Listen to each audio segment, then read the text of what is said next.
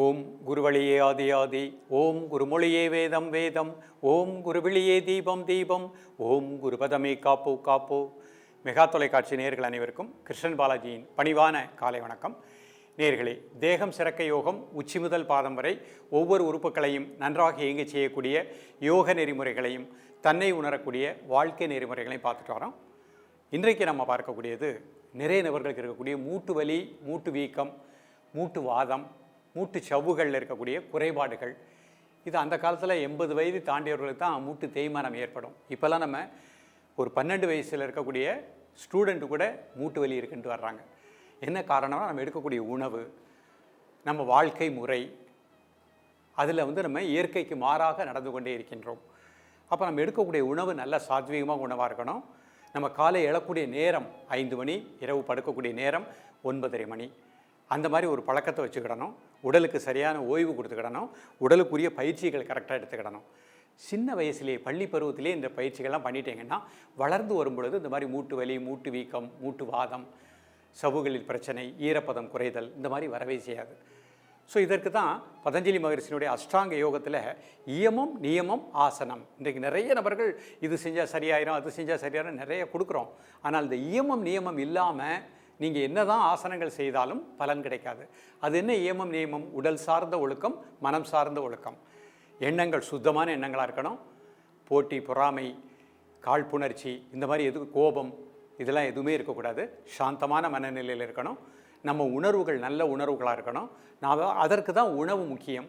உணவுக்கும் முக்கியம் இருக்கின்றது. நாம் எடுக்கக்கூடிய உணவு மேக்சிமம் பழ வகைகள், காய்கறிகள், கீரை வகைகள் அந்த மாதிரி எடுத்துக்கிடணும். சாப்பிடக்கூடிய நேரம் கரெக்டாக வச்சுக்கிடணும். இதெல்லாம் கரெக்டாக ஃபாலோ பண்ணிவிட்டு அதுக்கப்புறம் அந்த ஆசனத்துக்கு வந்தால் தான் பலன்கள் சரியாக கிடைக்கும். ஆகையினால் அந்த ஒழுக்கத்தை கரெக்டாக ஃபாலோ பண்ணிக்கோங்க. இன்றைக்கு கற்றுக் கொடுக்கக்கூடிய பயிற்சிகளை கரெக்டாக ப்ராக்டிஸ் பண்ணுங்கள். மூட்டு வலி, மூட்டு வீக்கம், மூட்டு வாதம் உள்ளவர்களுக்கும் கிராஜுவலாக இம்ப்ரூவ்மெண்ட் ஆகி நிச்சயமாக நல்ல பலன் கிடைக்கும். அதில் சந்தேகமே கிடையாது. நம் உடலில் ஏற்படுகின்ற குறைபாடுகளை சரி செய்யக்கூடிய ஆற்றல் நமக்குள்ளேயே இருக்குது. பஞ்சபூதத்தில் ஏற்பட்ட குறைபாடுகள் தான் இந்த மாதிரி ஒரு பிரச்சனை. இப்போ மூட்டு வலி, மூட்டு வீக்கம் அப்படின்னா வாதம், காற்று, உடம்புல காற்றினுடைய தன்மை சரியாக இல்லை. அதை சரிப்படுத்தக்கூடிய பயிற்சிகள், மூச்சு பயிற்சி, முத்திரைகள், அதே மாதிரி யோகாசனங்கள், உணவு முறை, இதை கரெக்டாக நம்ம ஃபாலோ பண்ணிட்டோம் அப்படின்னா நிச்சயமாக முதல்ல கழிவுகள் எல்லாம் வெளியே போகும்.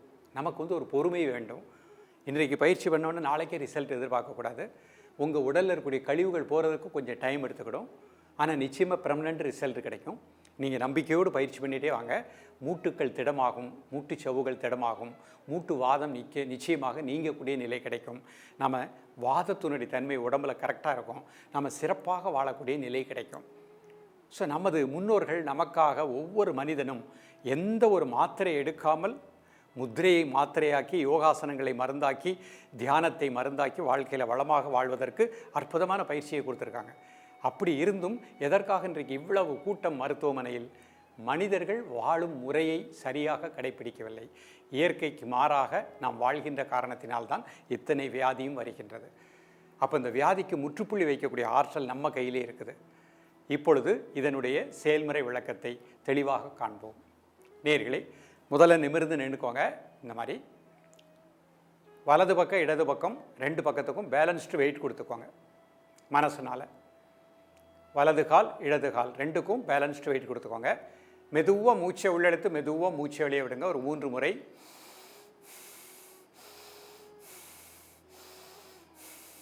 மூச்சு உள்ளே இழுக்கும் போது வயிறு வெளியே வந்துடணும். மூச்சு வெளியே விடும்போது வயிறு உள்ளே போய்க்கிடணும்.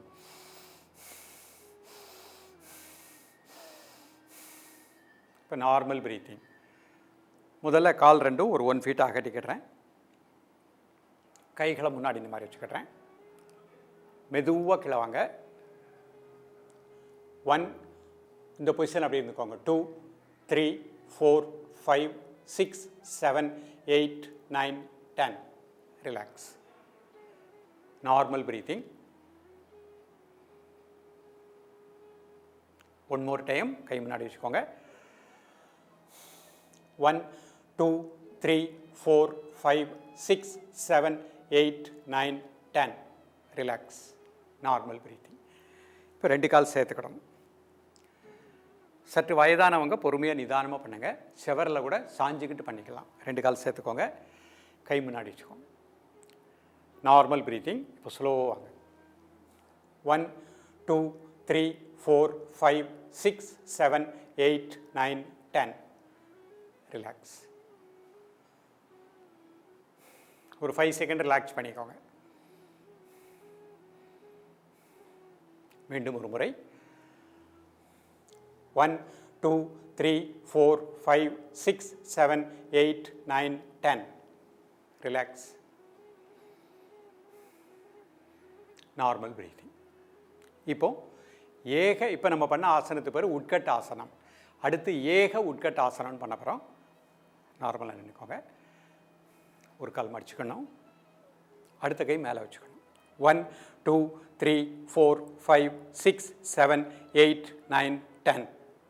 மெதுவாக ரிலாக்ஸ் பண்ணி. இது பயிற்சி பண்ணுறவங்க செவரில் சாஞ்சிக்கிட்டு பண்ணுங்கள். ஃபஸ்ட்டு பண்ணுறவங்க பேலன்ஸ் கிடைக்கும். அடுத்த கால் மடிச்சுக்கோங்க.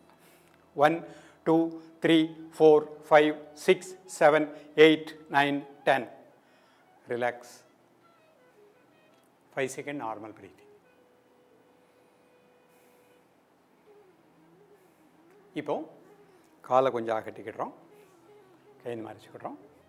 ஸ்லோவாக எவ்வளோ தூரம் கீழே வர முடியுமோ, எந்த பொசிஷனில் பெயின் இருக்கோ அதை நிப்பாட்டிக்கோங்க. இந்த அளவில் இருங்க. 1 2 3 4 5 6 7 8 9 10. ரிலாக்ஸ். கைகளை போட்டுக்கோங்க. 2 கால் சேர்த்துக்கோங்க. நல்லா மூச்சை உள்ள எடுத்து மூச்சை வெளியே விடுங்க.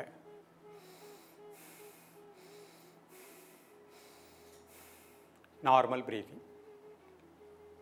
இப்போ முத்திரை பண்ணுறோம். முதல் முத்திரை வாயு முத்திரை.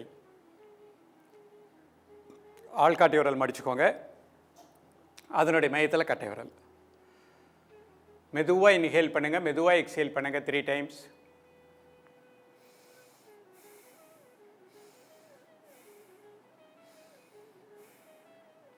Normal breathing.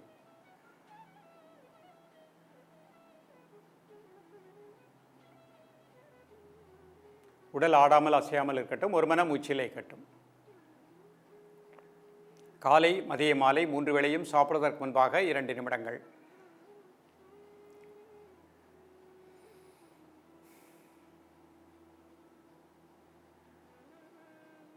ரிலாக்ஸ் பண்ணிக்கோங்க. அடுத்த முத்திரை அபான முத்திரை. இந்த முத்திரை செய்கிறவங்க தரையில் அமர்ந்தே பண்ணிக்கோங்க. நடுவிரல் மோதிர விரல் அதனோட மேத்தில் பெருவிரல் வச்சுக்கோங்க. மெதுவாக மூச்சை உள்ளெழுத்து மெதுவாக மூச்சை வெளியே விடுங்க. ஒரு 3 முறை. Normal breathing. காலை மதிய மாலை 3 வேளையும் சாப்பிடுவதற்கு முன்பாக 2 நிமிடங்கள்.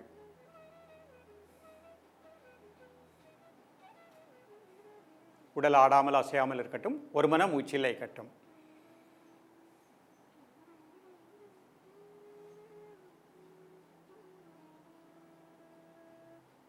ரிலாக்ஸ் பண்ணிக்கோங்க. அடுத்த முத்திரை அபான வாயு முத்திரை. ஆள்காட்டு விரலை மடிச்சுக்கோங்க, இந்த மாதிரி வச்சுக்கோங்க. சுண்டு விரல் மட்டும் தரையை நோக்கி இருக்கட்டும். மெதுவாக மூச்சை உள்ளெழுத்து மெதுவாக மூச்சை வெளியே விடுங்க. ஒரு 3 முறை.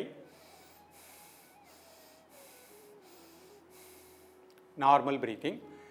காலை மதிய மாலை 3 வேளையும் சாப்பிடுவதற்கு முன்பாக 2 நிமிடங்கள். உடல் ஆடாமல் அசையாமல் இருக்கட்டும், ஒரு மன மூச்சில் இருக்கட்டும்.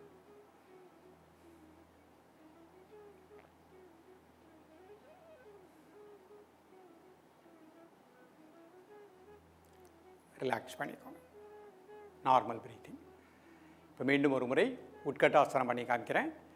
கால்களை சேர்த்த நிலையில் நிமிர்ந்து நின்றுக்கோங்க. ப்ரீத்திங் நார்மல் பண்ணிக்கோங்க. கை முன்னாடி வச்சுக்கோங்க. ஸ்லோவாக ஒரு சேரில் உட்கார மாதிரி ஸ்லோவாக வாங்க. 1 2 3 4 5 6 7 8 9 10. ரிலாக்ஸ். ஃபஸ்ட்டு பயிற்சி பண்ணுறவங்க 5 செகண்ட் முதல்ல இருந்துக்கோங்க. கிராஜுவலாக 10, அப்புறம் 15 செகண்ட் வரைக்கும் இருக்கலாம். ஓகே. இப்போ காலை அகட்டிக்கிட்டுறேன், கை இந்த மாதிரி வச்சுக்கோங்க. ஸ்லோவாக 1 2 3 4 5 6 7 8 9 10. ரிலாக்ஸ். 2 கால் சேர்த்துக்கோங்க. ப்ரீத்திங் நார்மல் பண்ணிக்கோங்க. ஏக உட்கட்டாசனம். 1 2 3 4 5 6 7 8 9 10. ரிலாக்ஸ். கால் மாற்றிக்கோங்க. 1 2 3 4 5 6 7 8 9 10. ரிலாக்ஸ். 2 கை மாதிரி வச்சுக்கோங்க. ஒரு 3 முறை மூச்சை உள்ளெழுத்து மூச்சு வெளியே விடுங்க.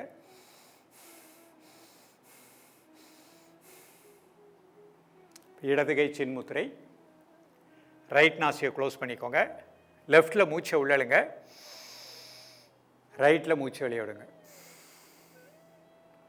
திருப்பி லெஃப்டில் மூச்சை உள்ளழுங்க, ரைட்டில் மூச்சை வெளியே விடுங்க.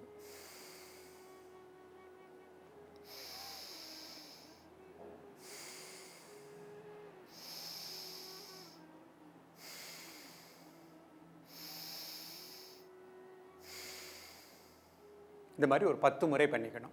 அப்படி மாற்றிக்கோங்க. Right inhale, left exhale.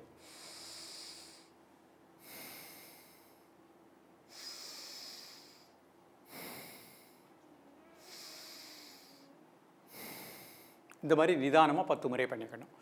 நேயர்களே, இன்றைக்கு பார்த்த பயிற்சி சின்ன பயிற்சி தான். ஒரு 5 நிமிடம் கூட ஆக போகிறதில்ல. காலையில் எழுந்து காலை கடன்களை முடிச்சுட்டு பல் விளக்கிட்டு ஒரு டம்ளர் வாட்டர் சாப்பிட்டுட்டு நிதானமாக இந்த பயிற்சியை பண்ணுங்கள். ஒரு 5 நிமிடம். அதே மாதிரி மாலை ஒரு ட்ரிப் ப்ராக்டிஸ் பண்ணுங்கள். மூட்டுக்கள் திடமாகும், மூட்டு வலி வராது, தசவாய்களும் நன்றாக இயங்கும்.